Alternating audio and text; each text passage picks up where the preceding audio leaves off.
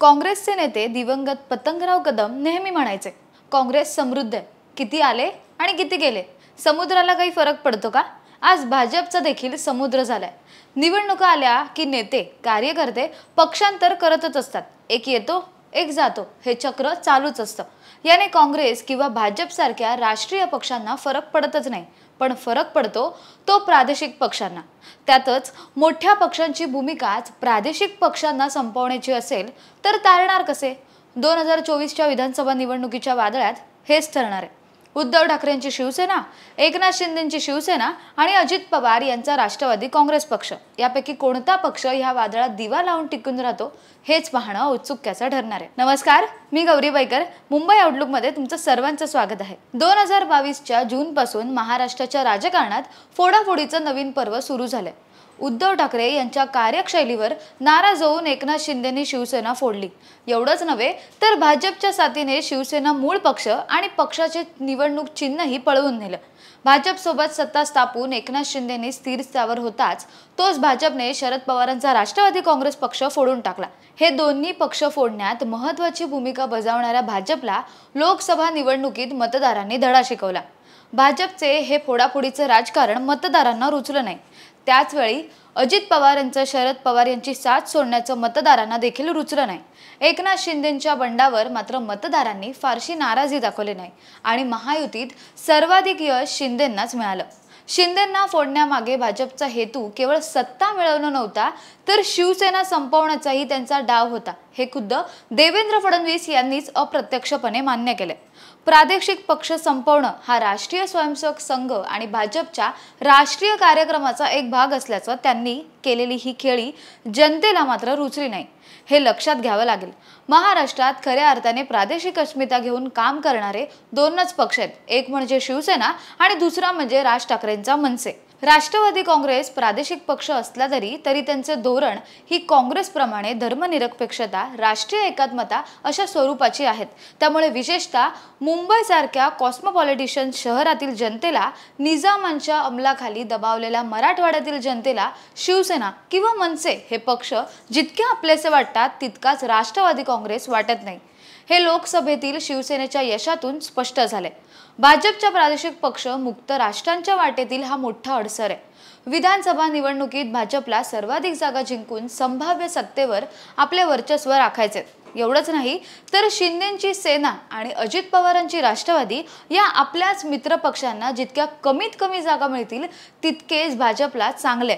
त्यासाठी भाजपने जागा वाटपात स्वतःच्या पदरात जास्तीत जास्त जागा पाडून घेतल्यात। अजित पवारांच्या वाटेला जाणाऱ्या संभाव्य जागा या जास्तीत जास्त शरद पवारांच्या राष्ट्रवादी विरुद्धच्याच असतील, तर शिंदेंच्या सेनेला उद्धव ठाकरेंच्या विरोधात झुंजवले जाईल। यात भाजपचे काहीच नुकसान होणार नाही। जे नुकसान असेल ते शिवसेना आणि राष्ट्रवादी ह्या प्रादेशिक पक्षांचंच। लोकसभेतील शिंदेंचे यश भाजपला धोक्याचं वाटतं, म्हणूनच भाजपची शिंदेंच्या बाबतीत भाषा ही बदलली आहे। अमित शहांनी शिंदेंना भ्रमात राहू नका असं सुनावलंय, पण शिंदेही बाळासाहेब ठाकरेंच्या मुशीत तयार झालेले पक्के चेलेत। त्यांनीही मतदारांनी भाजपला कुठे नाकारलंय हे ओळखलंय। मराठा समाजाला भाजप आणि देवेंद्र फडणवीस यांच्याविषयी राग आहे हे शिंदेंनी ओळखलंय। मराठा मतदारांपुढे महायुतीला मराठवाड्यातील 8 लोकसभा मतदारसंघात फटका बसला। विधानसभेतही भाजपचे उमेदवार असतील तर फटका बसण्याची शक्यता आहे, म्हणूनच शिंदेंनी मराठवाड्यातील जागा आपल्या पदरात पडून घेतल्यात। मराठवाड्यातील 48 पैकी 16 जागांवर भाजपने उमेदवार जाहीर केलेत। एकनाथ शिंदेंबाबत मराठा आंदोलक मनोज जरांगे पाटील यांची सहानुभूती आहे। शिंदेंनीही विधानसभेसाठी जरांगे यांच्याशी वाटाघाटी केल्याची चर्चा आहे। एकनाथ शिंदे यांची आणखी एक जमेची बाजू म्हणजे राज्य सरकारच्या मुख्यमंत्री माझी लाडकी बहीण योजनेचा सर्वाधिक फायदा हा शिंदेंनाच होणार आहे। योजना मुख्यमंत्र्यांच्या नावे आहे आणि शिंदे हे मुख्यमंत्रीच आहेत। ही योजना शिंदेंनीच आणली आहे अशी ग्रामीण भागातील महिलांमध्ये एक धारणा निर्माण झाली। या साऱ्या पार्श्वभूमीवर एकनाथ शिंदे या निवडणुकीत आपलं अस्तित्व टिकवून तर ठेवतीलच, पण चांगलं यशही प्राप्त करतील अशी शक्यता आहे। अजित पवार मात्र अजूनही अडखळतच आहेत। गेल्या काही दिवसात अजित पवार यांचे संभाव्य उमेदवार म्हणून ज्यांच्याकडे पाहिलं गेलं त्यातील अनेक जण हे शरद पवारांच्या पक्षात तर गेले किंवा उद्धव ठाकरेंच्या शिवसेनेत तर गेलेच, काही जण काँग्रेसमध्ये देखील गेलेत। परिणामी अजित पवारांच्या वाट्याला जे काही 40 ते 50 जागा मिळतील तिथे तगडे उमेदवार देतानाच त्यांची दमछाक होत आहे। लोकसभेतील अपयशामुळे अजित पवार काहीसे खचलेत। त्यांनी मधल्या काळात आपल्या चुका मान्यही केल्या। शरद पवार यांच्याविषयी आदरभावही व्यक्त केला, पण याने त्यांच्या यशात भर पडेल अशी शक्यता फार कमीच आहे। त्यामुळे अजित पवार यांना निवडणुकीनंतर अस्तित्वासाठी संघर्ष करावा लागेल हे स्पष्टपणाने दिसतंय। लोकसभा निवडणुकीत महाविकास आघाडीत सर्वाधिक फटका हा उद्धव ठाकरेंच्या शिवसेनेला बसला होता। ठाकरेंनी 22 जागा लढवल्या, पण त्यांना केवळ 9 जागा जिंकता आल्या। काँग्रेसने 16 जागा लढवून 14 जागा जिंकल्या। शरद पवारांच्या राष्ट्रवादीने 10 जागा लढवून 9 ठिकाणी आपलं यश प्राप्त केले। म्हणूनच आता काँग्रेस आक्रमक झाली। ठाकरेंच्या मर्यादा त्यांनी ओळखल्या आहेत, म्हणूनच काँग्रेस ठाकरेंना विदर्भातल्या जागा सोडायला तयार नाहीत।